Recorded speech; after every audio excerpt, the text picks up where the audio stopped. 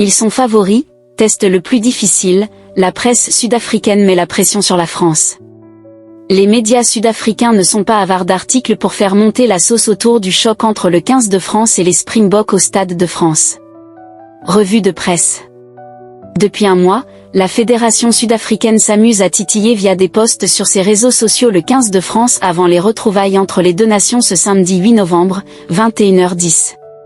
Histoire de bien faire monter la pression. Les médias locaux, eux, ne sont pas en reste depuis le début de la semaine. Revue de presse. Le plus grand match de l'année, selon la presse sud-africaine.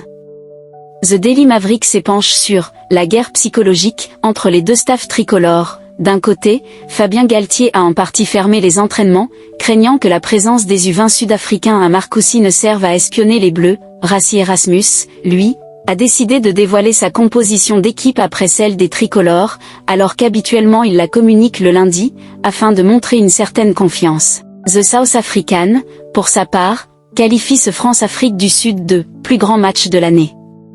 Et comme SA Rugby Mag, la presse sud-africaine insiste sur « la soif de revanche » des Bleus, en raison du quart de finale du mondial perdu en 2023.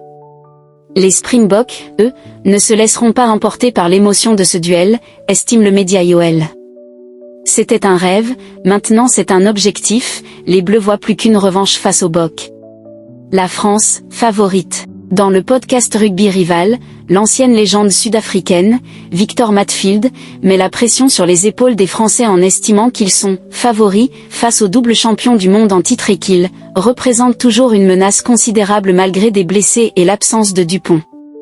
C'est probablement notre test le plus difficile de l'année, encore plus difficile que d'aller à l'Eden Park pour affronter les All Blacks, lâche même celui qui a porté les couleurs de Toulon lors de la saison 2007 à 2008. 3 choses à savoir sur Asenati Ntlabakani, le pilier sud-africain contrôlé positif et appelé face aux Bleus. Un stade de France où l'Afrique du Sud gagne souvent.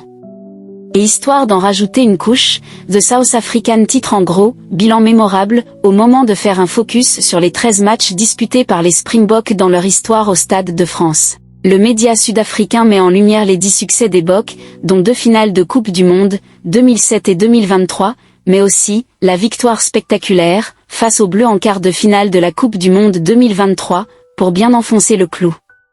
Sans oublier un ratio ultra positif face aux Bleus dans l'antre dionysienne, 66,7% de victoire, le dernier revers remontant à 20 ans.